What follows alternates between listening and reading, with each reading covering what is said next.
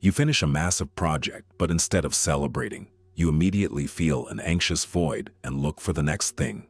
You buy expensive clothes or gadgets, not because you love them, but because you dread the thought of looking ordinary to strangers. You obsess over a single email or text for 40 minutes, paralyzed by the fear of making a minor mistake. If you recognize yourself in these hidden behaviors, let's be honest, you aren't just driven or detail-oriented, you are trapped. In this video, we are going to look into the uncomfortable truth behind why you do this, expose the exact root cause, and provide 3 advanced tools to break free. Look around at the most aggressively ambitious people you know, the ones chasing the next promotion, the next million, the million views, the flawless aesthetic. We call them icons, we praise their hustle. But if you look closely into their eyes during their quietest moments, you won't see inspiration. You will see terror. Most of what modern society celebrates as high ambition is actually a beautifully packaged disease. It's a desperate, exhausting sprint to outrun a silent. It's a heavy ghost that whispers inside your mind, you are still not enough. Here is the reason behind this endless running. You were conditioned to believe that your worth as a human being is strictly conditional. When you were a child, you noticed that love, validation, and attention arrived when you got the A, or when you behaved perfectly. Subconsciously, your young brain wired a dangerous equation. My existence is tolerated only if I perform. Without realizing it, you built an alter ego, the achiever, to protect the vulnerable, unseen child inside you. Fast forward 20 years.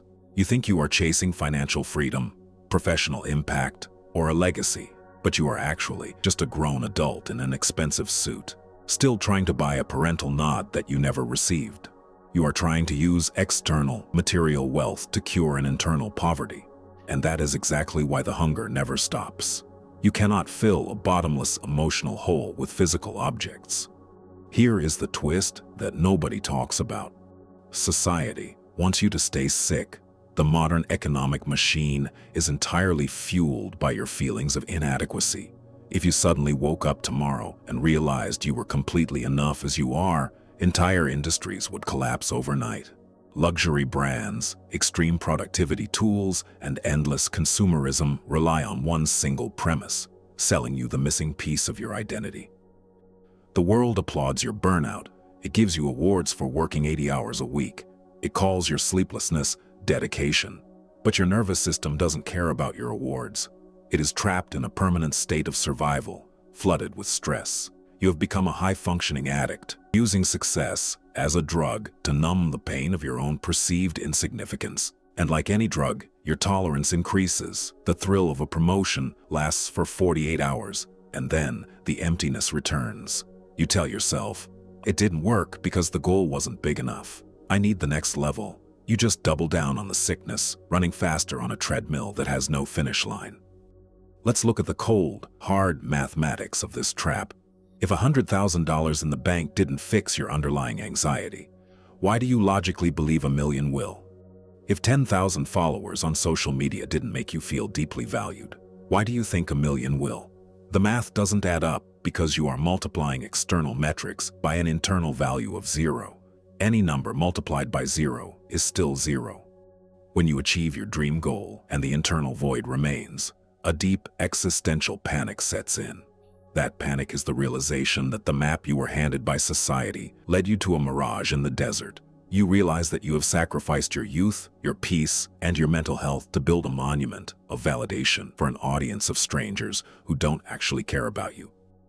True freedom begins when you realize you don't owe the world an extraordinary life just to justify taking up space on this planet. Breaking free from this trap does not mean you stop working, close your business, or lie on the couch forever. It means you change your source of fuel. Right now, your engine is running on a toxic fuel, fear of being ordinary and shame of being basic. We need to transition your mind to a clean, renewable fuel source. Here are 3 advanced tools to do exactly that. Tool 1. The Identity Output Separation Audit. You must draw a thick, unshakable line between who you are and what you build. Next time your project fails, your video gets low views, or your business loses money. Notice your self-talk. Do you say, "My project failed"? Or do you say, "I am a failure"? Your work is simply an output of your skills. It is not a reflection of your soul. Your core baseline as a worthy human being must remain completely untouched by the market's fluctuations. Tool 2. The clean fuel shift. Before you launch any project, check your hidden motivation. Ask yourself, am I doing this to prove them wrong? Or am I doing this out of curiosity and service? Defensive energy destroys your health.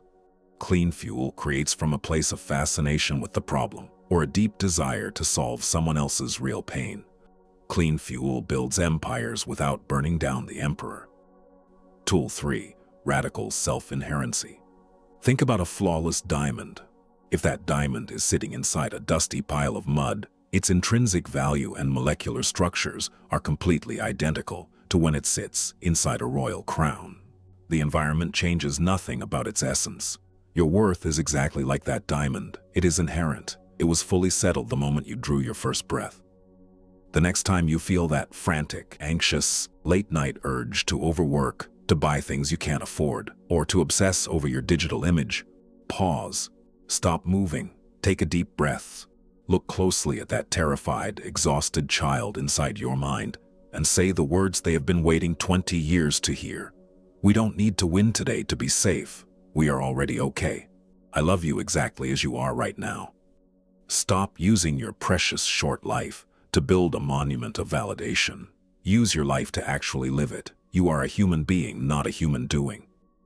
If this perspective finally gave you permission to breathe, hit like, subscribe, and share this with a friend who is currently burning themselves out to prove their worth. Let's start an honest conversation in the comments below. What is one major goal you are chasing right now, out of fear of not being enough, instead of pure love for the craft? Relax your shoulders, unclench your jaw, take a deep breath. You are already enough. See you in the next video.